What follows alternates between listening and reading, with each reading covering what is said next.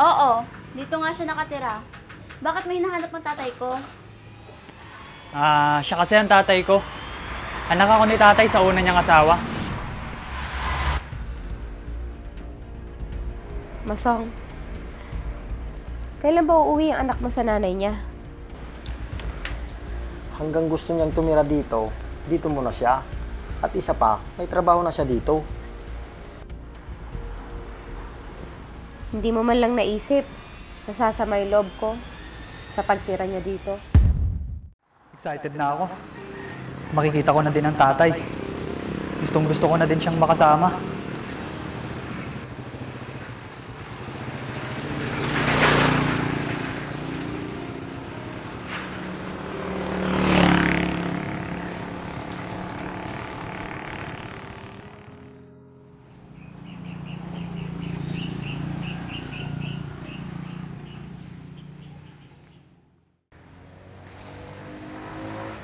Ang sabi ni nanay, sasakay pa daw ako ng isang tricycle bago makarating kila tatay.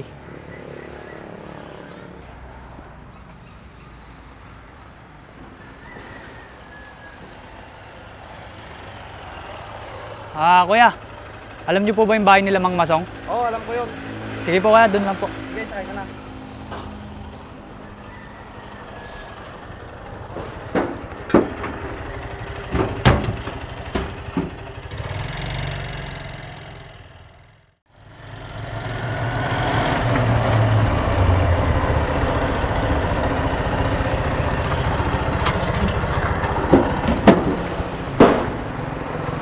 Kuya, ito na po ba yung bahay nila Mang Masong? Oo, dito na. Sige kuya, ito bayad. Salamat.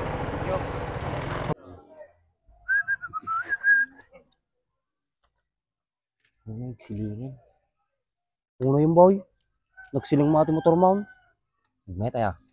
Atrate kang gamitam? GR4 ceramic coating. Ano yan? Mabaling pa gamit pang lugan natin for wheels.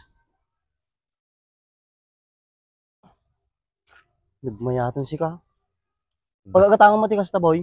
Magatang mo ito TikTok, Shopee, Lazada. May ibus nga ro din so gumatang to manin. May met pa no gumatang ka tikas to iti gatangay mag buy one take two, buy one take three ta mas makatipid ka jay. Kung mabalin uri may isa lang kasta. Mabalin latta. Nagmayatan ni si ka. Nagsilang na eh. Gumatang to mamuti kasta. Uy, kita mo ni ati lugan ko. Kasla barbalo latta ka na yun. Nagsilang na eh. Di mo lang nagiganan magasgas. Nagkartika mo tayo. Mga lang mo tayo. Ito ba yung bahay nila Mang Masong? Oo, dito na. Sige kuya, ito bayad. Salamat. Mabuti na lang at alam ng driver kung saan nakatira ang tatay. Matutuwa naman kaya ang tatay kapag nakita ako.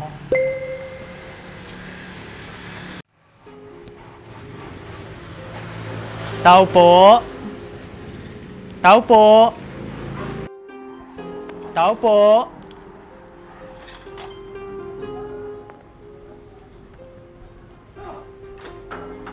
Ano po yun? Dito po ba nakatira yung nagngangalang Masong? Oo, dito nga siya nakatira. Bakit may hinahanap ng tatay ko? Siya kasi ang tatay ko. Anak ako ni tatay sa una niyang asawa. Andyan ba ang tatay? Anak, sino siya? Hinahanap niya si tatay. Bakit daw? Siya daw po ang anak ni tatay sa unang asawa niya.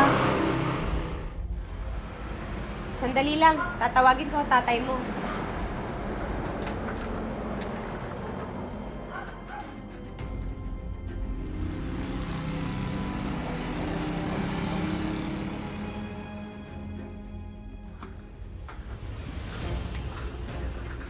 Tay, anak mo raw. Oh Brian!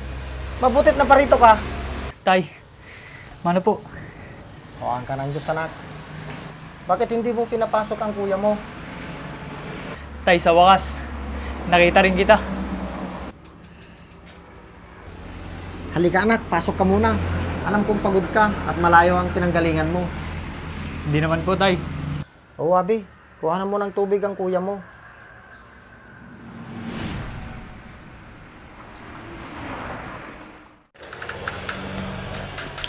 Nautusan pa talaga ako. Kuya raw.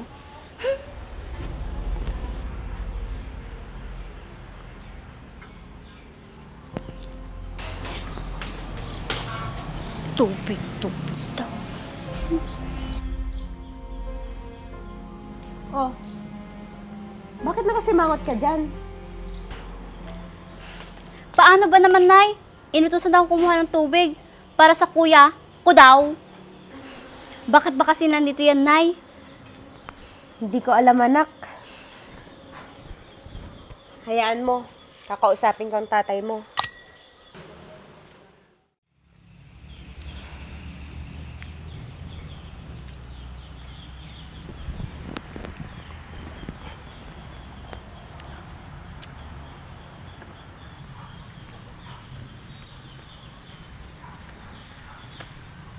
Masong, nasaan ni anak mo? Mahal, andun, nagpapahinga sa kwarto.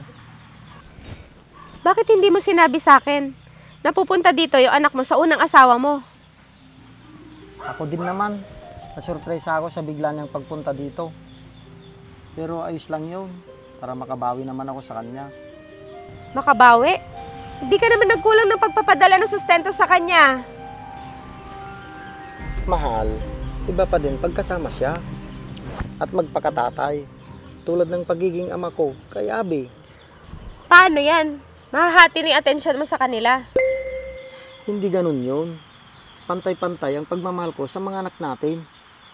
Ganun din ang pagtingin ko kay Brian. Kasi pareho ko silang mga anak. Mahal, hanggang kailan naman siya dito? Hanggang gusto niya mamalagi dito. Mas matagal, mas maganda. Dahil matagal kaming hindi nagkasama.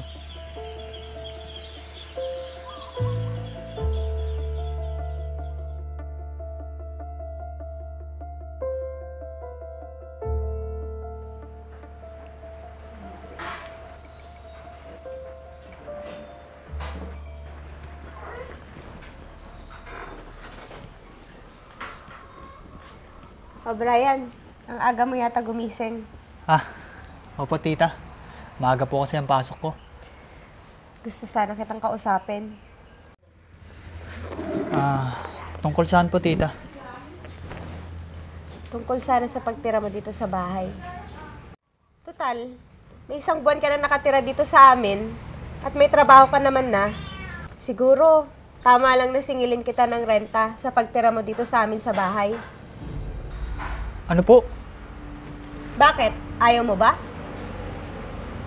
Hindi naman po sa ganun. Pero, alam na po ba ito ng tatay? Oo naman. Siya pa nga nagsabi na magbayad ka ng renta sa kwarto mo. Totoo po ba yan, tita? Bakit? Hindi ka naniniwala sa akin? Ibig sabihin, sinungaling ang tingin mo sa akin? Hindi naman po sa ganun, tita. At hindi lang yon. Kailangan mo din magbayad ng konsumo sa tubig at kuryente. Ano po? Alam mong hindi biro ang gastos dito sa bahay. Kaya dapat magbayad ka ng kalahati ng kinukonsumo natin dito sa bahay. Pero tita, Ano? Ayaw mo ba?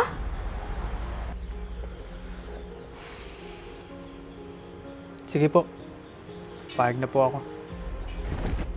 Mabuti naman. Nagkakaintindihan tayo.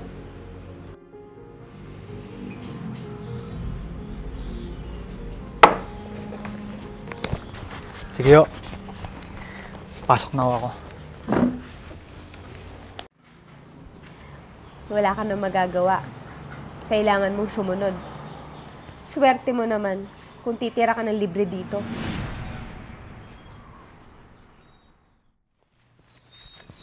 Uy, ang sarap kumain sana kila Sheila, no? Ang daming karne doon. Uy, Brian, Tibechay. kanina ka pa walang imik. May problema ka ba? Para kasing lumilipad yung utak mo. Kasi naman, sa bahay, Bakit? Anong nangyari? kasi naman, pinagbabayad ako ng madrasta ko ng renta sa bahay nila. Ano? Bakit ganon? Alam ba yan ng tatay mo? Sabi naman ni tita, alam daw niya. Bakit hindi mo tanungin ng tatay mo? Ayoko. Baka ako pa ang maging dahilan ng pag-aaway nila. Natatakot din ako na baka totoo ang alam ni tatay tungkol dyan. Natatakot ako masaktan at magtampo ako sa tatay ko. Tagal kong inintay na magkasama ulit kami ng tatay ko. Kaya ayos lang. Titisin ko na lang. Basta kasama ko lang si tatay. Kaya tara na. Dadaan pa ako sa palengke. Bibili ako ng ulam sa bahay. Ang bait mo talaga, Brian. Yung mga mahal ni tatay, dapat mahalin ko rin. Ang tanong, ganon din ba sila sa'yo? Ewan ko. Bahala na. Tara na, Tibetchay. Tara. Tay! Tay!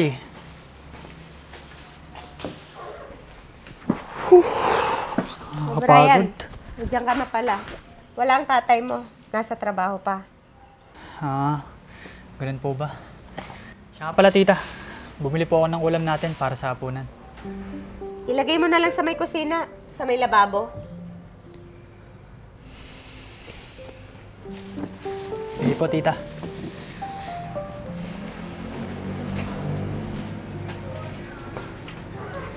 Aba, papakitang gilas.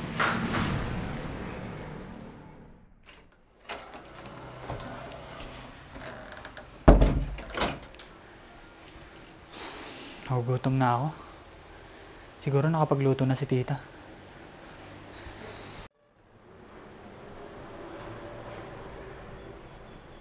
Ano?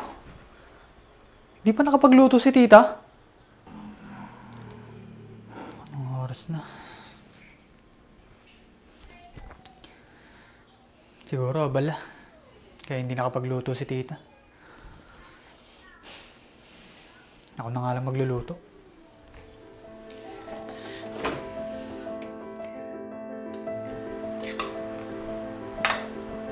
O anak, anong ginagawa mo? Nagluluto po, tay. Yung dala ko pong ulam kanina. Hindi ka pa ba naghahapunan? Di pa po, tay. Lulutuin ko lang po ito. Sabay-sabay na rin tayo kakain. Naku anak, kumain na kami. Nagluto kanina ang tita mo. At sabay-sabay kaming kumain ng mga kapatid mo. Ano po?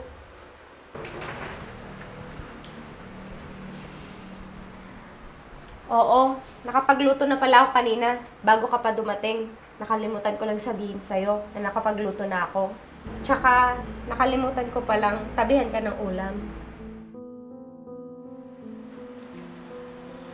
Pasensya ka na anak. Sige, tapusin mo yung pagluluto mo para makakain ka na rin.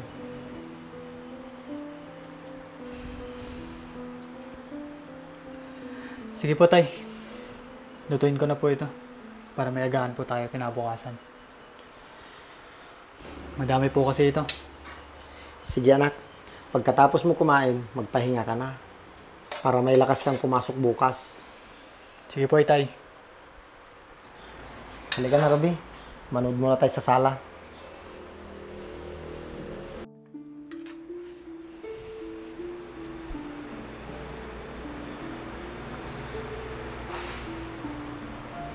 Galit ba sa akin si Tita Ruby? O sadyang nakalimutan niya lang talaga akong tawagin para kumain?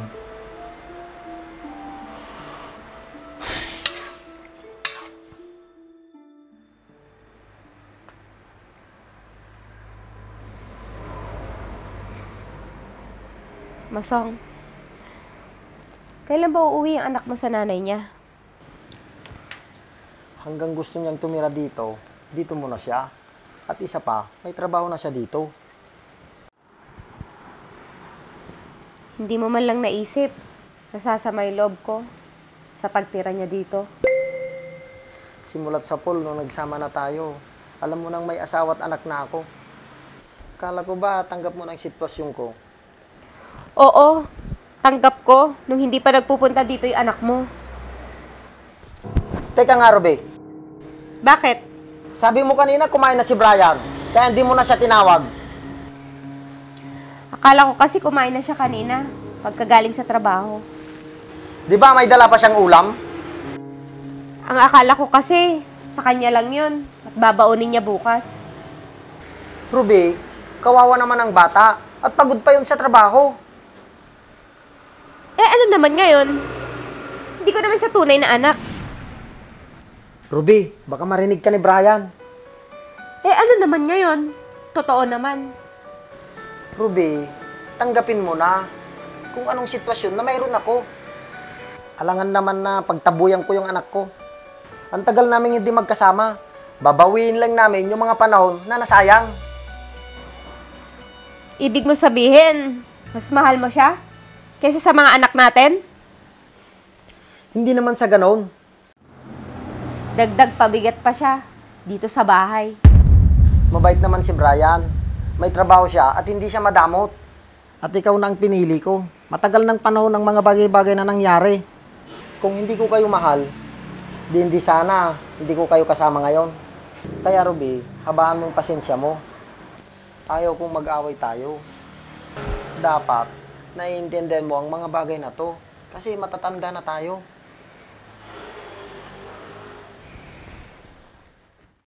Oh, Brian, baka gusto mo naman akong ilibre. Mas malaki yung nasahod mo kaysa sa akin. Panay kasi ang OT mo. Tumawag nga ang nanay ko kanina. Magpapa-check up daw. Kasi nahihilo siya. Kaya humihingi siya ng pambili niya ng gamot. Ganun ba? Oo. Oh, may problema ka pa bang iba? Bakit ang lungkot ng mukha mo? Alam mo, sobrang bigat ng nararamdaman ko. Bakit naman? Si tita kasi.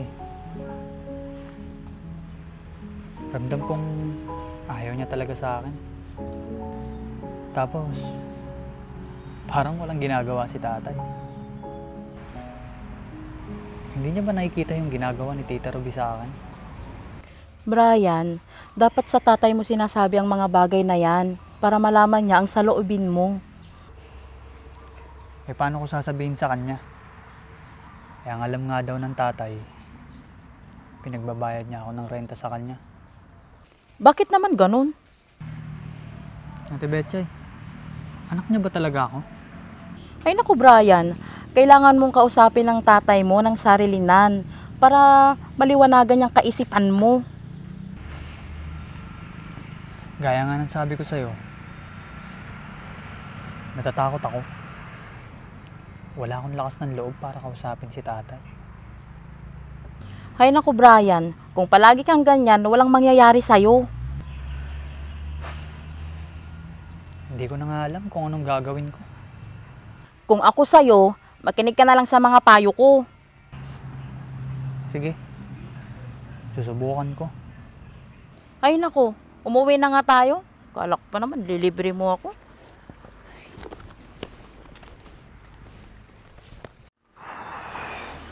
Ay, salamat. Nakauwi din. Nagugutom na ako.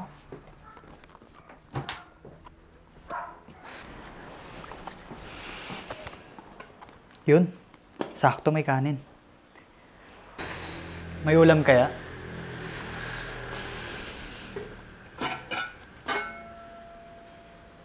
Ano?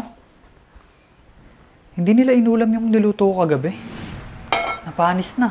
Oh, Brian, nandiyan ka na pala. Kararating ko lang po, tita. Bakit naman po hindi nyo kinain yung niluto ko kagabi? Masayang lang po. Ayaw ng mga kapatid mo, tsaka yung tatay mo, hindi nag-aagahan. Ganun po ba?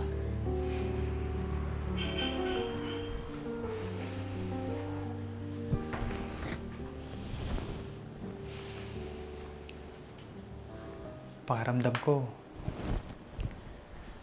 parang ayaw akong maging parte ng pangalawang pamilya ni tatay.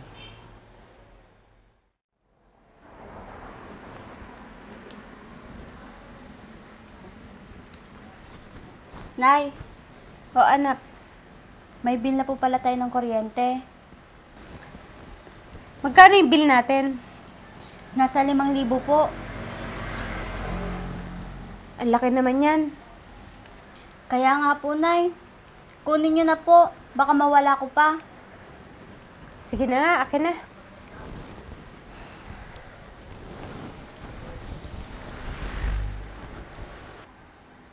Tamang-tama. Oras na ng pagbabayad sa renta ni Brian. Sa kanya ko na lang kukunin yung pambayad sa kuryente.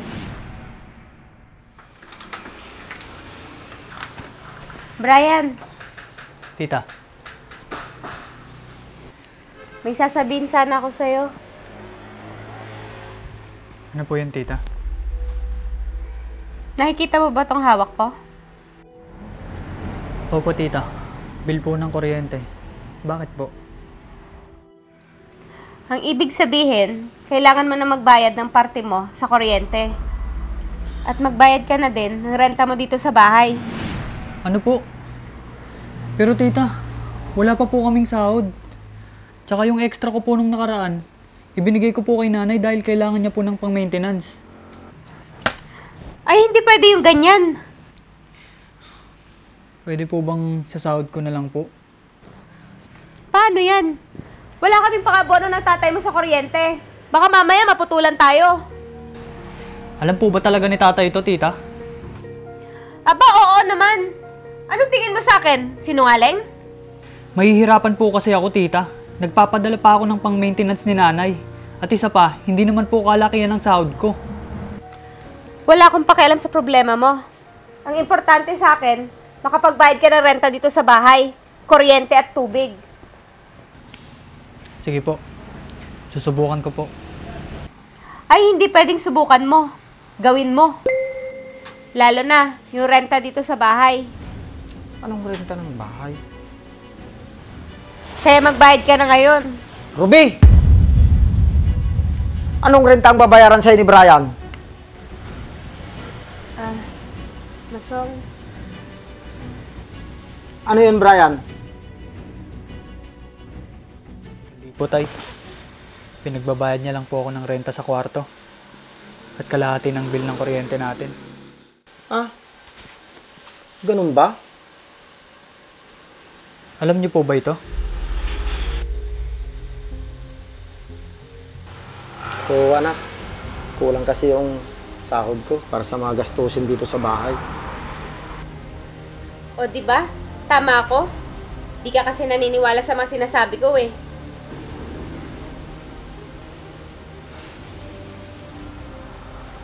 Tay, alam mo bang sa una, hindi ako naniniwala na hindi mo alam ang lahat ng to. Natakot din akong tanungin ka tungkol dito. Kasi baka tama si tita na alam mo nga. Tama nga si tita. Hindi pa din ako makapaniwala. Na ibang tao pala ang tingin mo sa akin. Akala ko pa naman, masaya ka na dahil nakasama mo na ako. Magbibigay naman po talaga ako ng panggastos dito sa bahay ninyo. Hindi po ninyo ako kailangan puwersahin. Anak mo po ba talaga ako? Ito na ang kinakatakutan ko. Ang sumama ang loob ko sa'yo. Hayaan po ninyo. Aalis na po ako. At mangungupahan na lang po sa iba. Nararamdaman ko din naman na hindi ako tanggap ng pamilya mo. Maraming salamat po. At sa maikling panahon, naramdaman ko na may tatay ako. Yun na lang po yung palagi kong iisipin. Yung mabubuting pinagsamahan po natin sa loob ng ilang buwan. Mahal na mahal ko po kayo, tay.